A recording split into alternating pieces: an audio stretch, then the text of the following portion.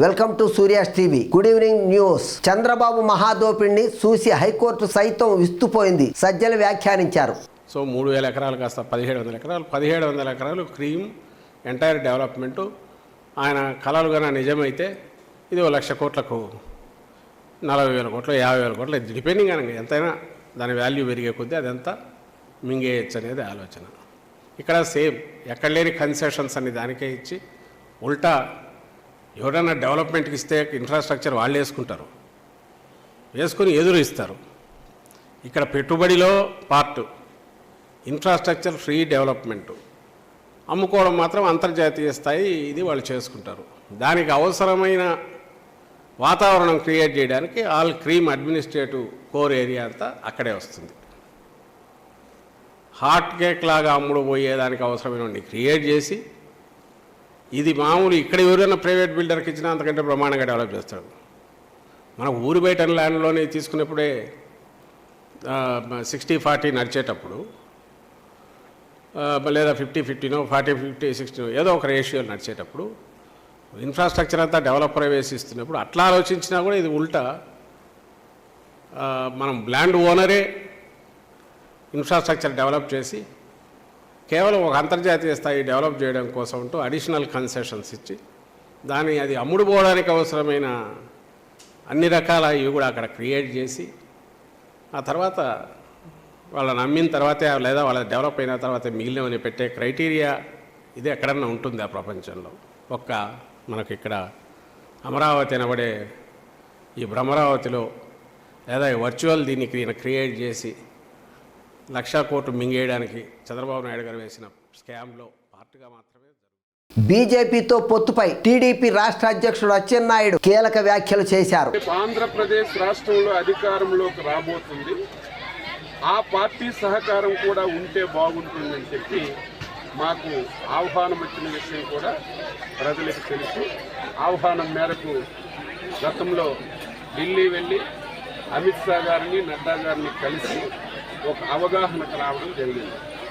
మళ్ళీ నిన్నను బీజేపీ పెద్దల ఆహ్వానం మేరకు మా జాతీయ పార్టీ అధ్యక్షుడు చంద్రబాబు నాయుడు గారు, జనసేన అధ్యక్షుడు పవన్ కళ్యాణ్ గారు నిన్న ఢిల్లీ వెళ్ళారు.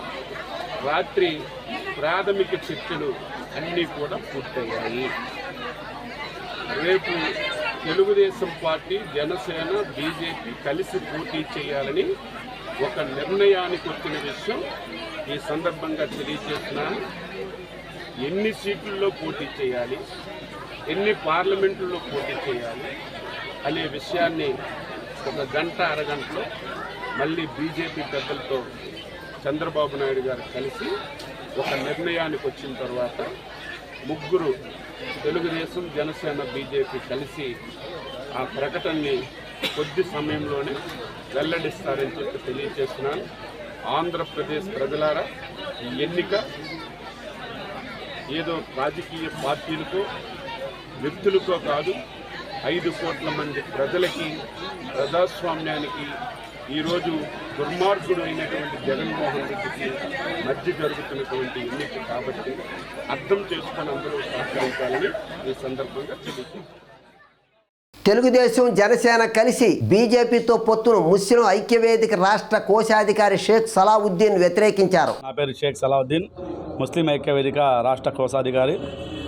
ఏదైతే ఒక 2-3 రోజుల నుంచి జరుగుతున్నటువంటి పరిణామాలు, తెలుగుదేశం పార్టీ మరియు జనసేన కలిసి నిన్న ఢిల్లీలో జరిగినటువంటి అమిత్ షా గారితో కలిసి బీజేపీతో పొత్తు విషయాన్ని నిన్న ఏదైతే మీడియా ద్వారా మేము చూస్తున్నామో, ఇక్కడ ఏమాత్రం బలంగా లేని బీజేపీని 5 నుంచి 7 సీట్లు ఇవ్వడం, అలాగే 15 ఎమ్మెల్యే సీట్లు ఇస్తారని మనం మీడియా ద్వారా చూస్తున్నాము. దీనికి పూర్తిగా ముస్లిం ఐక్యవేదిక వ్యతిరేకిస్తుంది.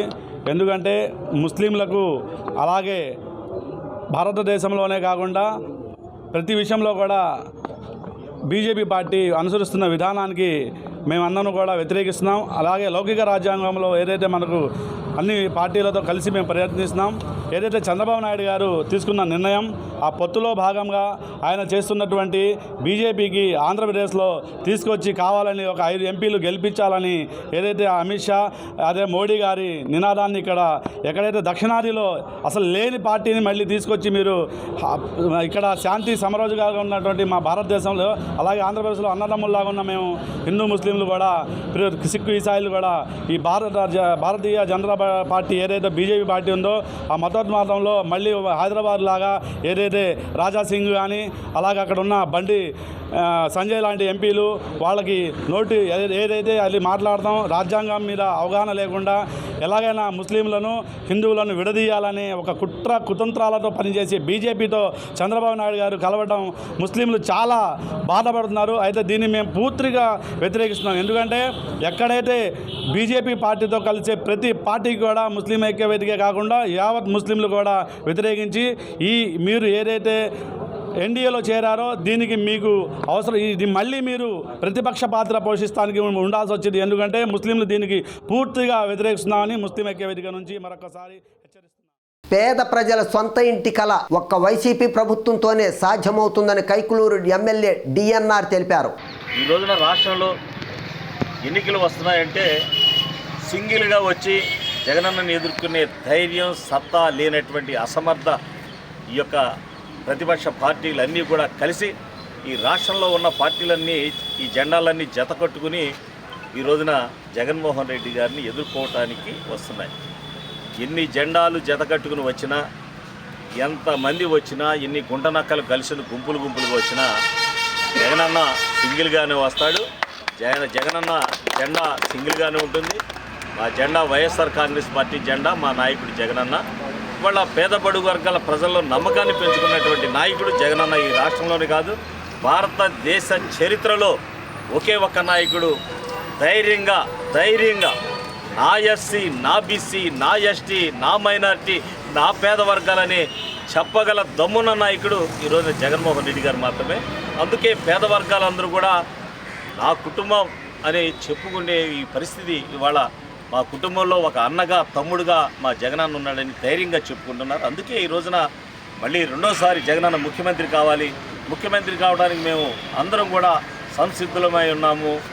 ఆ బిడ్డను ముఖ్యమంత్రి చేసుకుంటామని ప్రతి ఒక్కరు చెబుతున్నారు. ఈ రోజున మేము అడుగుతున్న అందరూ కూడా ప్రతి ఒక్కరు కూడా, అమ్మ రేపు మనం అందరం ముఖ్యమంత్రి చేసుకుంటానికి జగనన్నను మనం అందరూ సిద్ధంగా ఉన్నామంటే డిఎన్ఆర్ అన్న మేమందరూ కూడా సిద్ధమే అని అంటున్నారు. ఈ రోజున ఈ కార్యక్రమంలో పాల్గొన్న చూడండి, పార్టీలకు అతీతంగా, వర్గాలకు అతీతంగా అందరూ కూడా మేము ఇంతకుముందు ఎక్కడ ఉన్నా ఈ రోజున జగనన్నే ముఖ్యమంత్రి కావాలని కోరుకుంటున్నామని ప్రతి ఒక్కరు కూడా ఈ రోజున బలపరుస్తున్నారు. జైలు పలుకుతున్నారు. జై జగన్, జై జగన్. మహిళా సాధికారత దిశగా టీడీపీ అధినేత చంద్రబాబు నాయుడు, జనసేన పార్టీ అధినేత పవన్ కళ్యాణ్లు మరో కీలక పథకానికి ముందడుగు వేసినట్లు మాజీ మంత్రి నెట్టం రఘురాం వెల్లడించారు. గ్రామీణ ఆర్థిక వ్యవస్థ క్రమక్రమంగా మెరుగుపడింది అంటంలో కూడా సందేహం లేదు. అలాగే ఈ రోజున మరి చంద్రబాబు నాయుడు గారు, అలాగనే జనసేన అధినేత పవన్ కళ్యాణ్ గారు మరొక కొత్త పథకానికి మరి ఆయన రూపుదిద్దుతా ఉన్నారు. అదేమంటే కళలకు రెక్కలు అనేటటువంటి పథకం. అంటే ఇంటర్మీడియట్ చదివి ఇంకా ముందుకు ఉన్నత చదువులు చదవలేనటువంటి ఆడపిల్లలు ఎవరైతే ఉన్నారో వారికి ఉద్దేశించినటువంటిది ఈ పథకం. ఈ పథకంలో పూర్తిగా ప్రభుత్వం, రాబోయేటటువంటి ప్రభుత్వం, తెలుగుదేశం జనసేన ప్రభుత్వం దీనికి పూర్తిగా పూచి పడుతుంది అనేది ప్రకటించడం అనేది జరిగింది. ఏ రకంగా అంటే ఎప్పుడైతే విజయవంతంగా ఇంటర్మీడియట్ పూర్తి చేశారో వారు ఈ యొక్క కళలకు రెక్కలు .com అనేటటువంటి దానిలో రిజిస్టర్ చేసుకోవాలి. అది ఇప్పుడు అందుబాటులోకి తెచ్చాం. మేము ఇప్పటికే అందుబాటులోకి తెచ్చాం. ఈ రోజు నుంచి ఎవరైనా సరే ఈ రాష్ట్రంలో ఆడపిల్లలు రేపు ఉన్నత విద్య చదువుకోవటానికి వాళ్ళ యొక్క అభిలాష ఉండి ఆ కోరిక ఉన్నట్లయితే వారు ఇప్పుడే రిజిస్టర్ చేసుకుంటే చంద్రబాబు నాయుడు గారు రేపు జూన్లో ముఖ్యమంత్రిగా ప్రమాణ స్వీకారం చేసిన మరుక్షణం ఆ రోజున ఈ పిల్లలందరూ కూడా సమీపంలో ఉన్నటువంటి బ్యాంకుకి వెళ్ళి ఆ యొక్క చదువుకి అయ్యేటటువంటి ఆ యొక్క మరి మొత్తం ఏదైతే ఉందో డబ్బులు ఏవైతే ఉన్నాయో వాటిని అప్లికేషన్ పెట్టవచ్చు, కోరుకోవచ్చు. ఆ రకంగా బ్యాంకు వారు వాటిని శాంక్షన్ చేస్తే వారి చదువు పూర్తయ్యే వరకు కూడా ప్రభుత్వమే వడ్డీ వడ్డీ కట్టడం అనే దానికి రాబోయేటటువంటి జనసేన తెలుగుదేశం ప్రభుత్వం పూచీ పడుతుంది. పటమట పోలీస్ స్టేషన్ పరిధిలో విజయవాడ రూరల్ మండలంలోని గ్రామాలైన ఎనికేపాడు నుండి రామారపాడు వరకు రానున్న 2024 సాధారణ లోక్ మరియు శాసనసభ ఎన్నికల దృష్ట్యా శుక్రవారం విజయవాడ నగర పోలీస్ కమిషనర్ కాంతి రాణా టాటా వారి ఆదేశాలపై డీసీపీ అధిరాజ్ సింగ్ రాణా పర్యవేక్షణలో central assistant commissioner of police Bhaskar Rao నేతృత్వంలోని సిఆర్పిఎఫ్ బలగాలతో ఫ్లాగ్ మార్చ్ నిర్వహించడం జరిగింది.